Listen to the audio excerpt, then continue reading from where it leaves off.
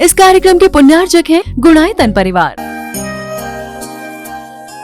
गुणायतन परिवार द्वारा भोपाल में बड़ी सार्थक पहल की गई है, जिसमें बच्चों को संस्कार युक्त और गुणवत्तापूर्ण शिक्षा देने का मौका मिल रहा है। ये बच्चों की व्यवस्था की गई है, जिसमें 6वीं 7वीं के बच्चे इस साल लिए जाएंगे और 11वीं 12वीं और सीए फाउंडेशन के बच्चों को यहाँ रखा जाएगा। ये मेधावी छात्रों को प्रावीण्य के आधार पर उसे प्रविष्टि मिलेगी। पूरे देश भर से प्रविष्टि आएगी। प्रत्येक कक्षा में मात्र 30-30 बच्चों का ही चयन होगा और चयनित बच्चे वे होंगे जो अपनी प्रतिभा के बल पर चुने जाएंगे और उनको एक प्रकार की स्कॉलरशिप दी जाएगी। ये छात्रवृत्ति के तहत पढ़ेंगे। गुणायतन के समाज कल्याण की दिशा में एक बहुत अच्छी पहल है और ये सार्थक पहल है। इसकी शुरुआत भोपाल से हो रही है। ये भोपाल वालों के लिए बहुत गौरव का विषय है। इसके लिए गुणायतन के साथ विद्यासागर इंस्टीट्यूट और सेज और एपीटी, इन तीनों को भी मैं बहुत बहुत आशीर्वाद देता हूँ।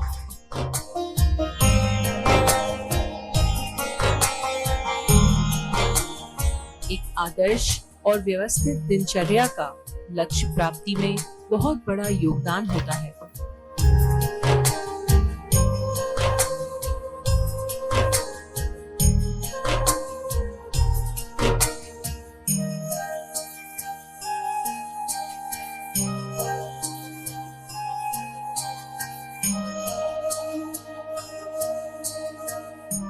चंद्रप्रभु भगवान की, शांतिनाथ भगवान की, पार्श्वनाथ भगवान की, 24 तीर्थंकर भगवंतों की, परम पूज्य आचार्य गुरुवर श्री विद्यासागर जी महाराज की, परम पूज्य गुरुवर प्रमाण सागर जी महाराज की।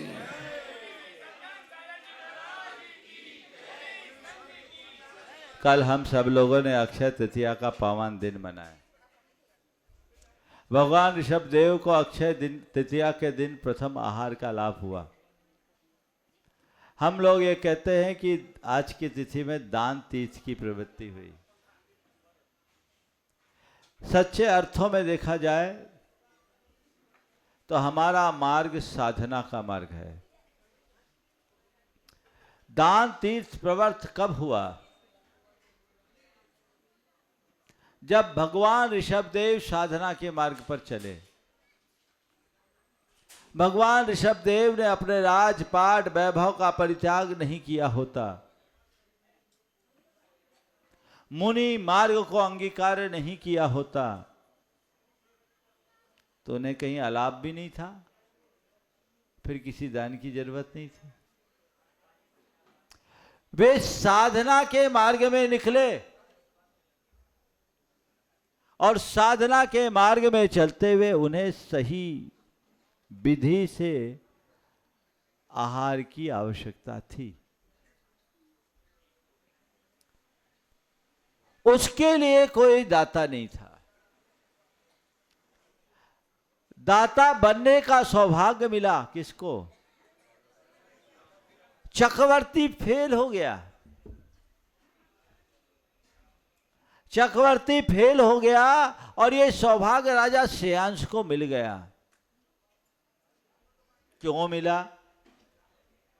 क्या राजा चक्रवर्ती भरत का पुण्य कमजोर था? पुण्य की दृष्टि से देखा जाए तो राजा श्रेयांश से चक्रवर्ती का पुण्य कई गुना था। लेकिन जीवन में सब कुछ केवल पुण्य से नहीं मिलता। पुण्य के साथ संस्कार भी जरूरी है।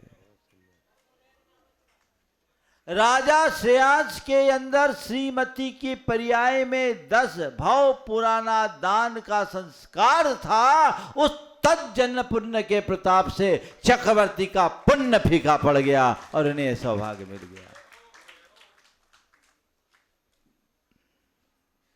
तो अपने आप को भाग्यशाली मानो कि आप रोज दान करते हो और दान की अनुमोदना करते हो।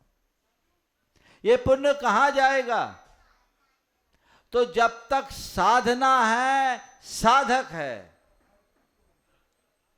तभी तक धर्म है।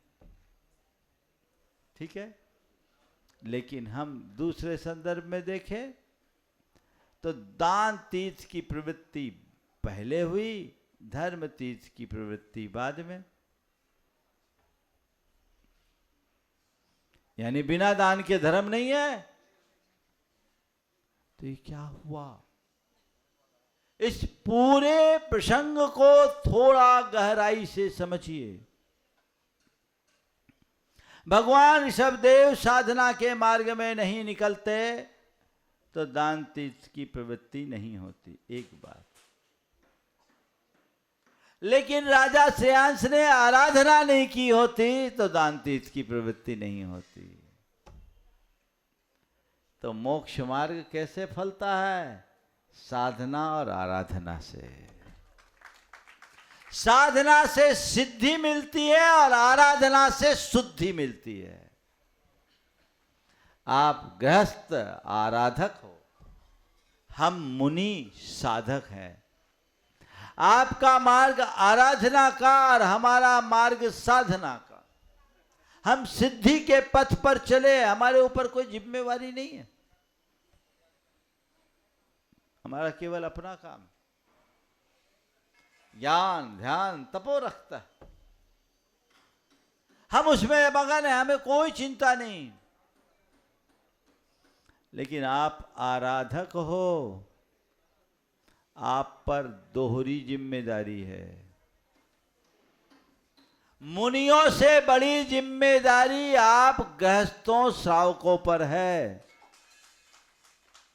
क्या जिम्मेदारी? अपना पालन करना और साधकों की सेवा करते हुए उनका निर्वाह कराना। दान देना है। तप और त्याग में कोई दूसरे की जिम्मेदारी नहीं है, लेकिन दाता को अपना घर भी चलाना है और दान देके तीर्थ भी चलाना है। साधक तीर्थ का प्रवर्तन करते हैं और आराधक तिष्ठ तीर्थ की पुष्टि करते हैं। भगवान ने मार्ग प्रवर्त कर दिया और भगवान के द्वारा प्रवर्तित मार्ग को अगर पुष्ट करने वाले श्रावक नहीं होते तो बोलो भगवान का मार्ग यहां आता क्या? एक रथ के दो पहिए हैं, एक श्रमण और दूसरा श्रावक। इसलिए जैसे श्रमणों को अपने त्याग तप संयम की मर्यादा का ध्यान रखना होता है, वैसे ही श्रावकों को भी अपने कुलाचार संयम की मर्यादा का पालन करना चाहिए। यह जब तक चलेगा तब तक धर्म पलेगा, और ये छूट गया तो सब कुछ नष्ट भ्रष्ट हो जाएगा।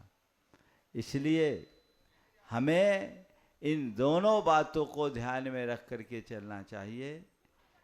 बदले हुए परिवेश में सब में शिथिलताएं आने लगी है। श्रावकों में धार्मिकता तो बढ़ी है, लेकिन आराधना घटी है, और साधुओं की प्रभावना तो बढ़ी है, साधना घटी है। ये दोनों बात बहुत गंभीर है। धार्मिकता बढ़े और आराधना घटे तो क्या होगा? धर्म सभाओं में भीड़ दिखेगी, जीवन में धर्म नहीं दिखेगा। आज ये दिख रहा है, धर्म सभाओं भारी भीड़ है, पूजा पाठ में लोगों की रुचि है, लेकिन कर्तव्य के प्रति दृढ़ता और निष्ठा का अभाव बन रहा दिख रहा है। और जब तक वो आराधना नहीं होगी तुम्हारी शुद्धि नहीं होगी। उसकी जरूरत है। आज आप सब लोग मुनि दीक्षा देखने के भाव से आए थे। मुनि तो बनना नहीं है, आपको लक्षण भी नहीं दिख रहे, लेकिन मुनि नहीं बनना तो पक्के मुनि भक्त तो बन जाओ। सच्चे मुनि भक्त बनो, पक्के मुनि भक्त बनो, उनके आराधक बनो।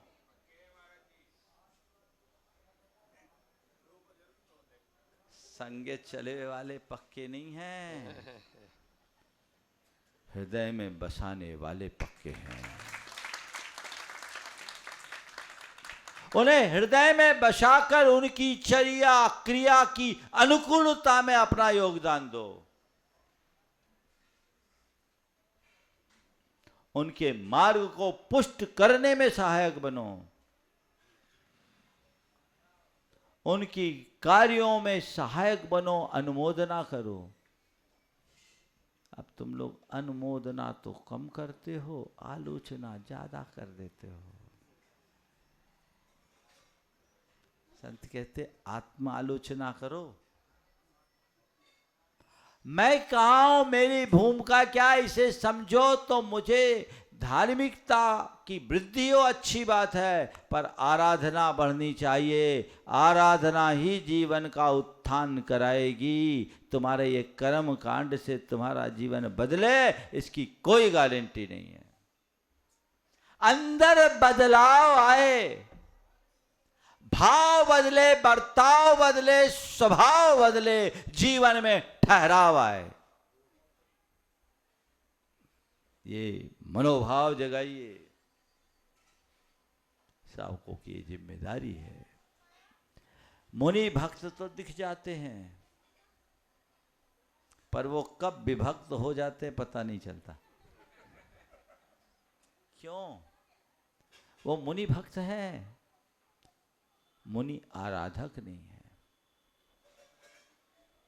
मुनि भक्त वो है जो केवल मुनि का प्रशंसक हो, और मुनि का आराधक वो है जो उनका अनुयायी हो। अच्छा, फैन तो घने मिलते हैं, फॉलोवर कम। फैन नहीं, फॉलोवर बनो। अब आप लोग पता नहीं किसको किसको फॉलो करते। फॉलो करो, लाइक करो, शेयर करो, यही चलता रहता है। अरे जिसको फॉलो करना उसको फॉलो करो, वो फलेगा। बाकी तो सब तुम्हें गड्ढे में ढकेलेगा। तो मुनि मार्ग का अनुकरण करिए, अच्छी बात। मुनि भक्त बने, मुनि आराधक बने। आप सब भाग्यशाली हो कि मुनि भक्त बन गए। अब अगला चरण केवल एक है। अगली सीढ़ी चढ़ो कि मैं मुनि भक्त नहीं, मुनि आराधक बनूंगा। और मुनि आराधक होने का मतलब उनके आहार विहार, उनकी चर्या क्रिया में तन मन धन से सहायक बनना, उनके गुणों का अनुसरण करना, अपना समय, अपनी शक्ति और अपनी संसाधन को उनके साथ जोड़कर खुद को कृतार्थ करना। इस आराधना से जीवन की शुद्धि होगी। फिर तुम्हारा आचार विचार व्यवहार सब बदलेगा। अभी तो ऐसे ऐसे मुनि भक्त हैं कि थोड़ी थोड़ी बात में सारी मर्यादाएं लांघ जाते हैं। होता है, जब तुम्हें गुस्सा आए तो ये भी नहीं देखते कि आजू बाजू महाराज बैठे, कौन बैठा है। तो ये कमी है ना। अभी तुम्हारे भीतर आराधक जन्मा है नहीं, इसे जांचना है। अपने भीतर झांक कर देखो कि मेरे भीतर मैं कहाँ हूं, मुनि भक्त की श्रेणी में या मुनि आराधक की श्रेणी में। मैं कोरा फैन हूं या फॉलोअर। बोलो क्या करना है? हाँ, किसको फॉलो करोगे? प्रण कर लो। और हमको फॉलो करोगे तो मेरी चीजें कोई फॉलो करे, मेरे पोस्ट को कोई फॉलो करे, उसकी चिंता ही नहीं रहे।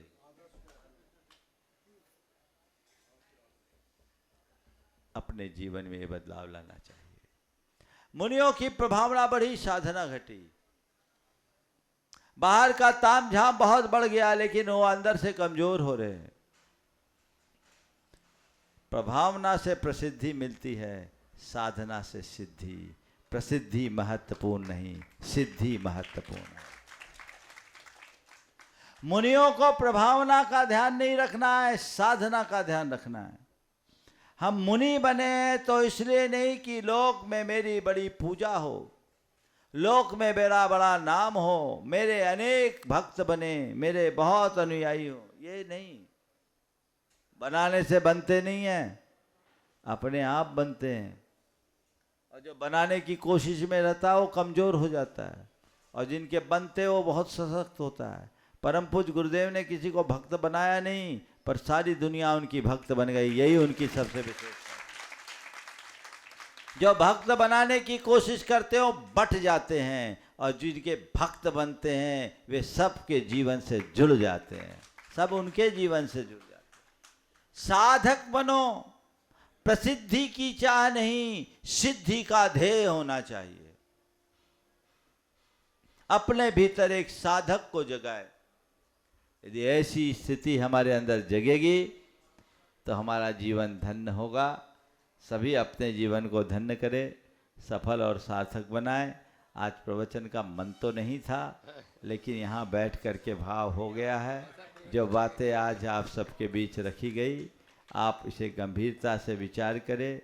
जीवन में अवसर सबको मिलते हैं,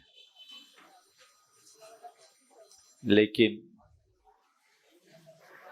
उसका लाभ कोई कोई ले पाता है। प्राय लोग अपने भाग्य का रोना रोते हैं। क्या करे, मेरा भाग्य ही खराब है, क्या करे, हमें अवसर ही नहीं मिलता। ऐसे लोगों से मैं कहता हूं, जो अपने भाग्य का रोना रोते हैं, जो अपनी किस्मत को कोसते हैं, जो अवसर के अभाव का गाना गाते हैं, उन्हें समझना चाहिए ये जीवन ही एक अवसर है। कितना बड़ा अवसर हम आप सबको प्राप्त हुआ है, मनुष्य जन्म। ये कोई साधारण उपलब्धि नहीं है। मनुष्य जन्म पाया, निश्चित पुण्य से पाया, पाया कि नहीं पाया। इस नरभाव को पाने के बाद हमारे पास कितने अवसर है। नरभाव पूरी सृष्टि में सबसे श्रेष्ठ भाव है। और इस मनुष्य पर्याय में हमारे पास जो अवसर है वो संसार में कहीं नहीं। गिनाओ तो आप बोलोगे सीधे मोक्ष जाने का अवसर है। अब मुझे पता है मोक्ष आपको जाना नहीं है, जाना होता तैयारी होती। बोलो किसको किसको मोक्ष जाना है? सब गप्पा है। क्यों? क्योंकि सब ने रिटर्न टिकट कटा के रखी। मोक्ष जाने के लिए आए नहीं है, घर जाने के लिए आए। अवसर इस मनुष्य पर्याय का पहला अवसर वो ये है अपनी आत्मा को समझने का, आत्मा का श्रद्धान करने का। इस धरती पर जितनी समझ मनुष्य के पास है उतनी समझ शक्ति किसी प्राणी के पास नहीं है। आत्मा अनात्मा का भेद विज्ञान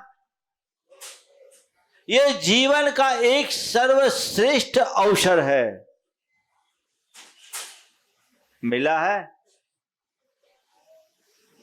और न केवल भेद विज्ञान का अवसर, भेद विज्ञान को उत्पन्न करने वाले गुरु और शास्त्र के श्रवण और सानिध्य का अवसर है अवसर।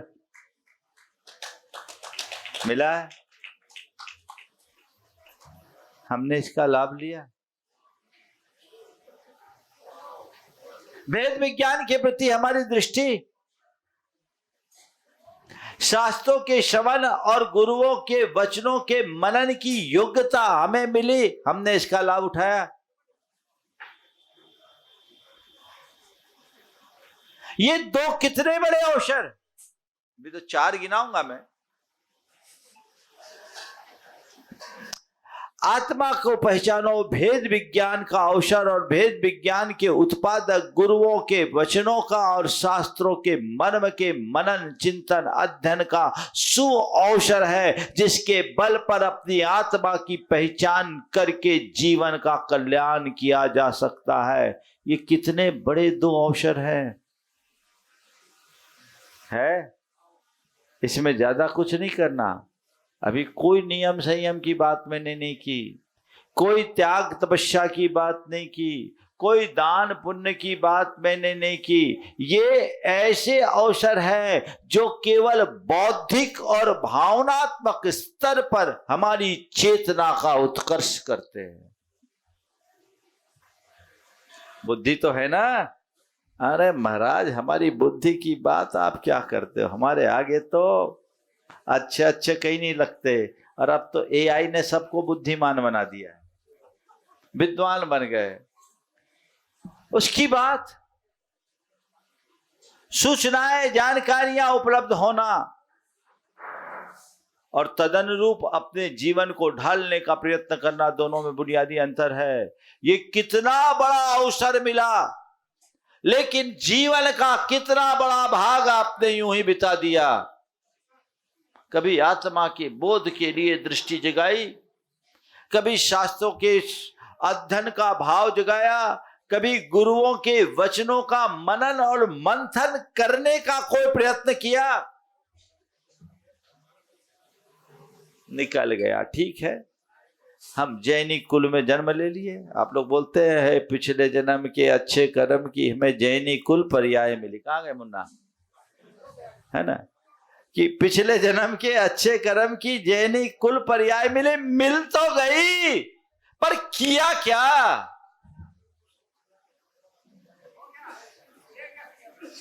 बौद्धिक स्तर पर, भावनात्मक स्तर पर भेद विज्ञान को पुष्ट करने का पुरुषार्थ होना चाहिए। इससे श्रद्धान प्रगाढ़ होता है, और जब भेद विज्ञान जगता है तभी हमारे कल्याण का मार्ग खुलता है। 2 अवसर। इस 2 अवसर के बाद तीसरा अवसर, व्रत संयम अंगीकार करने का, त्याग और तपस्या करने का। अभी आप घर में ही रहकर ये सब कर सकते हैं। अभी दीक्षा की बात नहीं कर रहा। घर में रहते हुए नियम संयम व्रत आराधन कर सकते कि नहीं कर सकते? त्याग तपस्या कर सकते हो कि नहीं कर सकते हो? अपने अंदर उतर करके देखो, जीवन का कितना लंबा काल व्यतीत कर दिया तुमने। अपने जीवन को व्रतों से संयम से कितना मंडित किया, कितना त्याग तप किया। मौका तो मिला था ना, मिला है। खो रहे जीवन को यूं ही ढो रहे, ऐसे भला कल्याण कैसे होगा? तीसरा अवसर भी खो गया कि नहीं खो गया? ज्यादातर तो खो गया। और चौथा स्वर्णिम अवसर है रत्नत्रय को अंगीकार करने का। अपने आत्मा के उद्धार के लिए रत्नत्रय सबसे ज्यादा आवश्यक है। आचार्य कुंद कहते हैं, परिवज्जदु सामन्नम यदि छदि दुख परिमुखम। यदि दुखों से मुक्ति चाहते हो तो सामान्य को अंगीकार करो। बिना सामान्य के अंगीकार किए जीवन का उद्धार असंभव है। 4 अवसर है। बोलो कहां से शुरू करें? अवसर मिलना, अवसर का लाभ उठाना, अवसर खोना, और अवसर को तलाशना, 4 स्थितियां। अवसर बहुत पुण्य से मिलता है और आप सब इतने पुण्यशाली। कल भी मैंने कहा था कि मैं अपने आप को इस धरती का सबसे पुण्यशाली, धरती के सबसे पुण्यशाली लोगों में एक मानता हूं। क्यों? क्योंकि मैंने रत्नत्रय को धारण किया है। आप भी इस अर्थ में पुण्यशाली हो कि आपने वह पर्याय प्राप्त की है जिस पर्याय में रत्नत्रय को धारण किया जा सकता है। इससे बड़ा और पुण्य क्या होगा? बोलो, है कि नहीं पुण्य? कितना उत्कृष्ट पुण्य है तुम्हारा। इतना पुण्य से तुम्हें सारे अनुकूल संयोग मिले हैं। प्रयोग करो, अवसर मिला है, लाभ उठाओ, नहीं तो अवसर खोएगा, हाथ ही मलते रह जाओगे। एक दिन एक हिचकी आएगी, कहानी खत्म हो जाएगी और लोग राम नाम सत्य सुनाएंगे। यही होगा ना? हाँ, मुर्दे को ही तो सुनाते, जिंदा तो सुनता ही नहीं है। जिंदा सुनता ही नहीं, मुर्दे को ही सुनाते। कहानी एक दिन खत्म हो जाएगी, जाओगे कहां? राकेश भाई कह रहे 100% सत्य है, और ये भी मालूम है कि इस सत्य को जानते हुए भी इसे झुटलाने में पूरी जिंदगी खपाते हैं। पूरा जीवन इसी सत्य को झुटलाने में मनुष्य खपाता है। यही उसके भीतर का मोह है, ममत्व है, मूर्छा है, आसक्ति का कुपरिणाम है। अवसर का लाभ उठाए, अवसर खोए नहीं। संत कहते इत्तति दुर्लभ रूपा बोधिम लब्ध्वा यदि प्रमादिशा संस्कृति भीमारण्य भ्रमति बराको नरः सुचिरम्।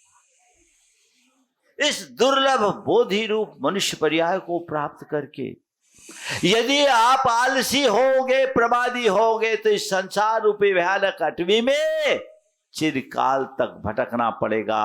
और अब तक का इतिहास यही रहा है कि केवल संसार में हम भटके हैं। हमारा अतीत केवल जन्म और मरण से जुड़ा रहा है। बार बार जन्म, बार बार मरण और जन्म मरण धारण करके संसार के दुखों के भागी बनते रहे। इस दुख से पार उतरने के लिए हमें जीवन की दिशा बदलनी चाहिए, क्योंकि मनुष्य जीवन दुखों से उद्धार के लिए मिला है, भवसागर से पार उतरने के लिए मिला है। तो अपने इस मनुष्य जीवन की महिमा को जानिए, इसे एक अवसर के रूप में देखिए और अपने जीवन के उद्धार के लिए संकल्पित हो जाइए। जगत जलधि से पार उतरने को अद्भुत नौका है। जगत जलधि से पार उतरने को अद्भुत नौका है। मानव भाव शाश्वत सुख पाने का अद्भुत मौका है। जगत जलधि से पार उतरने को अद्भुत नौका है। मानव भाव शाश्वत सुख पाने का अद्भुत मौका है। जाग जाग हे ज्योतिपुंज, यह अवसर बीता जाता। जाग जाग हे ज्योतिपुंज, यह अवसर बीता जाता। जो क्षण गया गया, वापस फिर लौट कभी नहीं आता। क्षण नहीं लौटते। जीवन खोने के बाद दोबारा नहीं मिलने वाला। उपयोग करो। 4 अवसर में पहले से शुरुआत करो। सबसे पहला काम आत्मश्रद्धा, भेद विज्ञान को पुष्ट करना, गुरुओं के सानिध्य और शास्त्र के श्रवण मनन से अपने जीवन को मजबूत बनाना, अपनी आस्था को प्रगाढ़ करना। एक बार भीतर का भेद विज्ञान प्रकट हो जाता है तो जीवन की दिशा अपने आप परिवर्तित हो जाती है।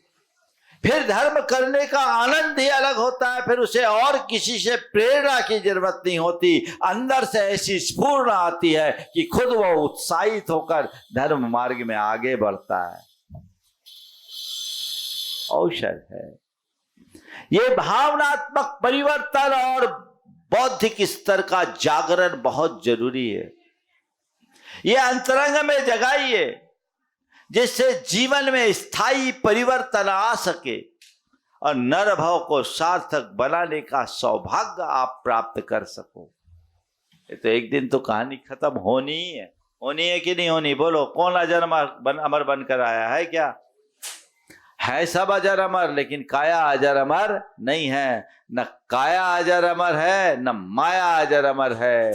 बस भीतर का जो तत्व है वही अजर अमर है। इसलिए इस काया और माया के मोह से मुक्त होकर भीतर के सत्य को पहचानने की दृष्टि अपनी होनी चाहिए, तब जीवन में बदलाव आएगा और यही हमारी चेतना के उत्कर्ष का आधार बनेगा। तो ये भेद विज्ञान करने का अवसर जगाइए अपने आप को।